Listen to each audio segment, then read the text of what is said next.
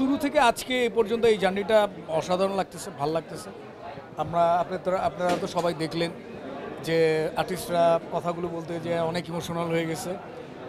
আমিও হয়ে গেছি, বাট আমি ওই পাশ দিয়ে কাটায় চলে গেছি আর কি। আমার মন খারাপটা পছন্দ না, আর বলতে বলতে যদি ইমোশনাল হয়ে যায় সেটাও কিছু করা থাকে না মানুষের, কারণ সব কিছু মিলে তো মানুষ। তো আমার আগের যারা কথা বলতে বলতে ইমোশনাল হয়ে গেছে, চোখ দিয়ে পানি পড়ে গেছে, তখন আমি আর ওই এলাকা দিয়ে যাই না, আর এক এলাকা দিয়ে চলে গেছে। বাট আমারও ফিলিংসটা ওইরকম আর কি। আমি তো বললাম যে একটা সময় এই যে এখন আমি যে অ্যাক্টিংটা করতেছি এটা হচ্ছে আমার সেকেন্ড ইনিংস। আমার সেকেন্ড ইনিংস যখন আমি শুরু করি তখন আমার হাতে একটা মাত্র ডিরেক্টর ছিল, সেটা হচ্ছে মাসুদ সেজান। সেজান ভাই আমাদের বড় ভাই মানুষ, সে আমাকে বলাতে আমি আসলে অ্যাক্টিং করতেছিলাম, কিন্তু আমি আসলে অ্যাক্টর ওইভাবে না আর কি।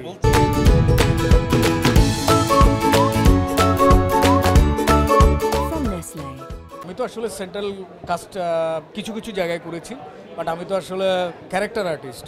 সো একজন ক্যারেক্টার আর্টিস্টকে অনেক জায়গায় আসলে চাও জোটে না আর কি। তো আমার কাছে মনে হচ্ছে এটা খারাপ কিছু নেই, এটাও ভালো যে চা জোটে না থেকে বস কি খাবেন ওই জায়গাটা পৌঁছানো। তো অল ক্রেডিট গোস টু অমি, কারণ হলো যে অমির ওই ব্যাচেলার পয়েন্ট করার পর থেকে দেখলাম যে চা তো জোটে অনেক কিছু জোটে, তখন আমি রেমুনেশন বাড়িয়ে দিলাম। বস কি খাবেন, আমি কারে এখন আলহামদুলিল্লাহ এখন আমার ভাইজান বলে, ভাইজান কি খাবে দেখ, হঠাৎ করে এত চেঞ্জ। তো এইটা আসলে এই ব্যাচেলার পয়েন্টের জন্য আর কি। জার্নিটা খুবই মজার জার্নি।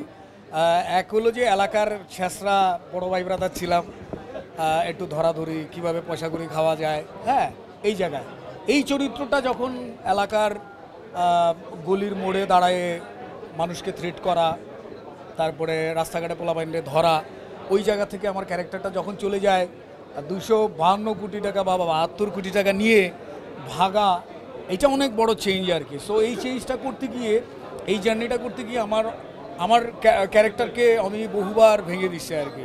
হ্যাঁ, যেমন আমি আমার পার্সোনালি আমার সাথে যারা আপনারা আমাকে অতীতে আগে থেকে চেনেন বা সবসময় দেখেন, আমি আসলে এত শুদ্ধ ভাষায় কথা বলতে পারি না। আবার পারি না বললে ভুল, আমি তো এই শহরের মানুষ, বাট আমি কোনো চেষ্টা করি না। আমি সবসময় মানুষকে ডিস্টার্ব করে গেছি। শুদ্ধ ভাষায় কেউ কথা বলে শুদ্ধ ভাষায় কথা কইতে আইছে, আমি ডিস্টার্ব করতাম আর কি। তো ওইটা করতে করতে এখন আমি শুদ্ধ ভাষায় কথা বলতে গেলে আমার কাছে মনে হয় যে এটা আমি না, অন্য কেউ। কিন্তু চরিত্রের প্রয়োজনে অমির এই চরিত্রটা শুদ্ধ ভাষায় কথা বলে সব কিছু চেঞ্জ করে ফেলে, তখন আমার প্রবলেম হচ্ছিল আর কি। যখনই আমার কানে শুদ্ধ ভাষা আসতেছিল তখনই মনে হচ্ছিল যে এইটা তো আমি না, ডিস্টার্ব হচ্ছিল। আর অমির কান এবং চোখ মাথা এগুলো খুব ক্লিয়ার পরিষ্কার, ও ধরে ফেলে আর কি যে ভাই এটা হচ্ছে না, এই শটটা আবার দেন, ও ধরে ফেলে আর কি। মানে চুরিটার করা যায় না ওর সাথে আর কি, চাল্লুমাল। ঈদটা আসলে কি, আমরা যখন ছোট ছিলাম আমাদের শৈশবে ঈদগুলো অন্যরকম ছিল আর কি।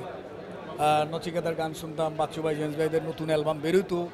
তো আসলে তো এখন আর ওইটা নাই, আবার বন্ধুবান্ধবও নাই। সো ঈদ আসলে আমি সরি টু সে, আমাকে সত্য কথা বলতে হচ্ছে, ঈদ আসলে আমি বিষণ্ণ হয়ে পড়ি, আমার মন খারাপ হয়ে পড়ে। আমার শৈশব, আমার কৈশোর, আমার বেড়ে ওঠা এই শহরে আমি ওই ব্যাপারগুলো মিস করি আর কি। ওইটা তখন আমি অন্য কোথাও চলে যাই আমার ঈদটাকে খুঁজতে আর কি। আসলে বেসিক্যালি হচ্ছে যে আপনি যে প্রশ্নটা করলেন যে ব্যাচেলর পয়েন্টের ওই সিজনে যখন মার্জিক ভাই আমার গার্লফ্রেন্ডকে কেড়ে নেয়, ফেসবুকে দেখলাম যে লোকজন এটা নিয়ে আবার বলে এই ভাই আবার তো লয়ে যাবো আর কি, ক্লিয়ার। তো এইটা আসলে মানুষের মাঝে ব্যাপক হারে পাঞ্চ হয়ে গেছে, ঢুকে গেছে। এই কারণে তো মানুষ আসলে খোঁচা দেয় আর কি। আর সবচেয়ে বেশি খোঁচাটা খেয়েছি যে ওই যে 272 কোটি টাকা নিয়ে আমি চলে গেছি আর কি। ভাই এত টাকা তো একসাথে দেখিও নেই, 1 কোটি টাকাও দেখি নেই।